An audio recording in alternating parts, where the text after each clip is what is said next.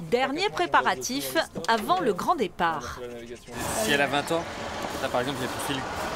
Ouais. Le bateau n'est pas tout à fait prêt, mais Sophie et Tobias ont bien l'intention de larguer les amarres dans une semaine, direction le Groenland. Avec eux, ils embarquent des scientifiques, un photographe et des vidéastes. Ensemble, ils vont étudier l'impact du réchauffement climatique en Arctique. On installe les stations météo donc, près du Cap Farewell, donc tout au sud du Groenland. Et on va remonter la côte avec 2 chercheurs bretons, donc un de Saint-Malo et l'autre de l'Université de Rennes. Et on redescend tranquillement, pareil dans le sud. Pour nous, tout le projet, c'est aller dans les villages et recueillir des témoignages en fait, des populations locales qui voient donc, les pêcheurs, les agriculteurs dans le sud, potentiellement les projets miniers, donc les géologues. On a quelques contacts sur place. Voilà. Leur bateau en alu de 14 mètres Northboat a été conçu il y a 20 ans en Irlande et a déjà bien bourlingué.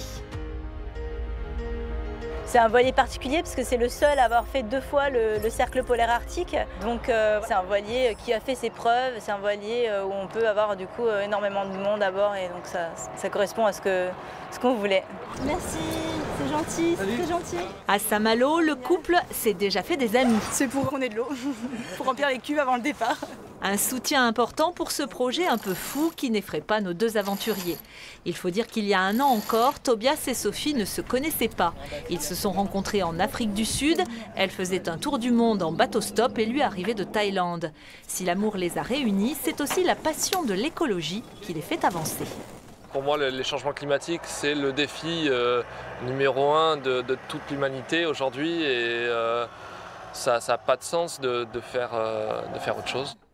Le couple a prévu 3 à 4 semaines de voyage, une période de quarantaine suffisante pour ne faire courir aucun risque sanitaire à la population groenlandaise, très peu touchée par le Covid.